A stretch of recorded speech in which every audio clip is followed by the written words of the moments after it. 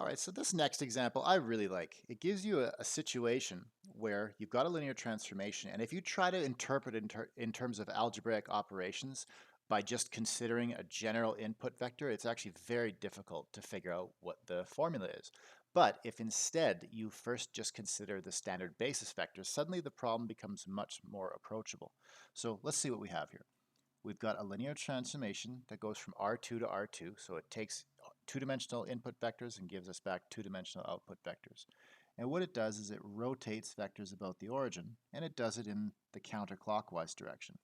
And how much does it rotate them by? It rotates them by some fixed value theta, which we're not given in the question, but just assume theta is some unknown constant. It's not a variable that you need to calculate or anything like that. It's an unknown constant saying how much does this linear transformation rotate its vectors by? Okay, so if you, like I said, if you try to figure out how that works with a general input vector, it's very difficult. But if instead you just focus on the standard basis vectors, it's much more approachable. I meant to do this in black. Okay, so here you go. There's our, you can think of it as the x1, x2 axis or the xy axis. It doesn't matter. I'm not going to label them just because this picture's got enough on it as it is. I don't want to add more clutter. So there you go. There we go. All right, so that's your vector E1. It points directly to the point on the x-axis or x1 axis that has a first coordinate of 1 and a second coordinate of 0. So I'm just going to label the 1 on that axis. Now, what's happening? What is this transformation doing? It's rotating the vector. Right? So I'm going to draw the rotated version up here in a different color just so it stands out. So that is going to be t of E1. Okay, so it's been rotated in the counterclockwise direction by theta. So let me draw it like that, right? So that arrow just indicates that it has been rotated, but I'm going to remove the arrow so it doesn't get in the way.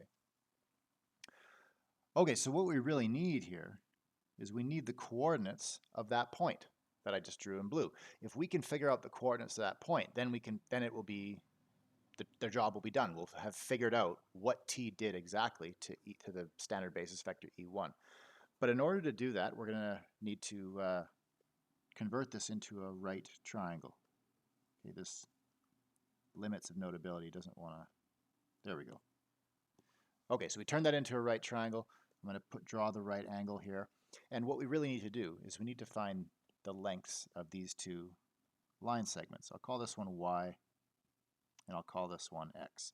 If we can find those two lengths, then we'll know what the coordinates of that blue point are, and then we'll know what the vector t of E1 is. And then we'll have found the first column of our standard matrix. Okay, and one other thing that's worth observing is what's the length of the, you probably can guess we're going to need to use trigonometry. So if you want to relate an angle to the side lengths of a triangle, and it happens to be a right triangle, fortunately for us, then you're going to need to use trig functions. But we probably would like to know the length of the hypotenuse as well. And if you give it some thought, you can figure out what it is. It's actually going to be 1.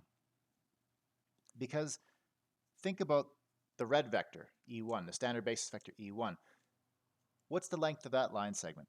It goes from the origin to the point 1 on the x-axis. Let's just call it the x-axis for the moment. It goes from the origin to the point 1 on the x-axis. That's going to give you a line segment of length 1 because it's completely horizontal. So now if you pivot that around the origin, if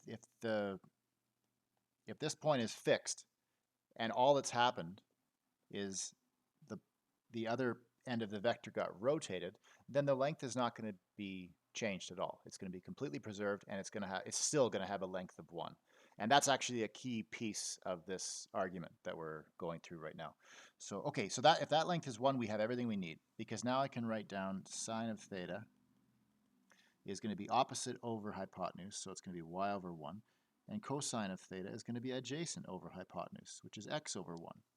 So that tells us what x and y is, at least in terms of theta, right? So x is going to be equal to cosine of theta, and y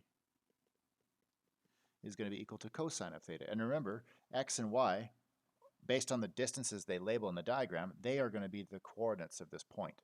So that tells you what t of E1 is. So we can say t of E1 is equal to cos theta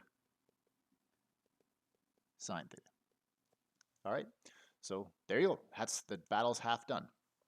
Now, in case I went too fast there, or if I didn't explain that clearly enough, or if you missed anything for whatever reason, we're going to go through the same sort of argument again to deal with E2. So if you miss something with the first half, don't worry, you get a chance to catch it on the second pass through. So now we're going to look at the vector E2. And so that's going to go through, I'll label this point on the y-axis here, or the vertical axis. It's, where should I put it? How about over here? Okay, so it's a 1 on the vertical axis and a 0 on the horizontal axis. Those are the coordinates of this point. It's the point 0, 1, if you want to draw it as a point, or write it as a point. Okay, so, well, what's the rotated version going to look like? If it's being rotated in the counterclockwise direction, that's going to place it over here somewhere.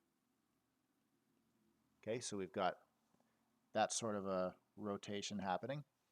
And I'll just draw this vector as a point as well. And we'll use the same strategy. We just need to find the coordinates of that point. Notice that the first coordinate is going to be negative since it lies to the left of the vertical axis. So keep that in mind, because our strategy here is going to come down to measuring distances, but we have to account for the fact that that's going to actually be negative. There we go. That's better. For some reason, there's a bit of a magnetic pull with this app. It wants to put things where they line up. So anyways, looks okay now. All right, so let's label some things. We've got, call this y again, and we can call this distance x, and we can call this distance here, well, that's going to be 1 again still, right? Since the length of the vector E2 is 1, since this goes from the origin to the point 0, 1 on the vertical axis, so it's going to have a length 1. So this vector is also going to have length 1, since all that was done was the vector was rotated. It wasn't stretched or contracted in any way or compressed. Okay, so same strategy. Let's just apply both of the sine and cos function to theta. So sine of theta is going to be opposite over hypotenuse, so x over 1, and cosine of theta is going to be adjacent over hypotenuse, which is going to be y over 1. So that tells you that x equals sine of theta and y equals cosine of theta. Now be careful here. In the first example, x and y were literally the coordinates of this point, but x is actually not going to exactly be the x coordinate of this point. We're gonna have to introduce a negative sign, right? Because we're to the left of the y-axis. So this is x was set up to measure a positive distance. So we're gonna have to insert a negative sign to get the first coordinate of this point.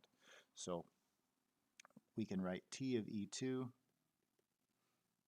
is going to be what? Well, the first coordinate is going to be negative sine theta. We've got to introduce that negative sign. And then the second coordinate is going to be whatever y was, which is cos of theta. Okay, so those are your two outputs when you plug the standard basis vectors E1 and E2 into T, and that tells you how to build the standard matrix. So the standard matrix is going to be just what we get when we paste these two columns together.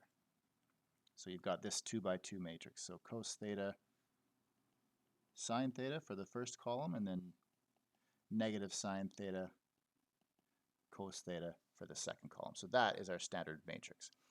So this is really, really useful. If you want to ever rotate a vector or rotate a point about the origin, just multiply it by this matrix.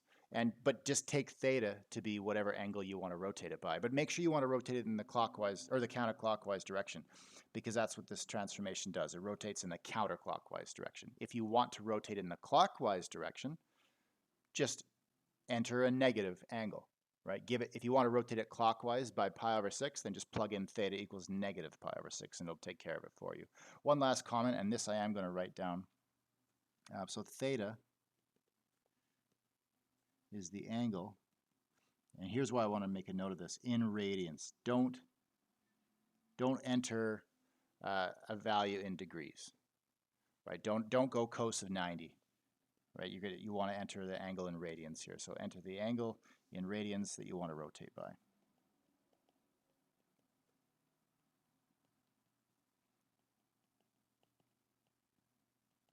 Okay. All right. So, and if you, yeah, so that's that example. And so what's next? There's two properties that linear transformations can have.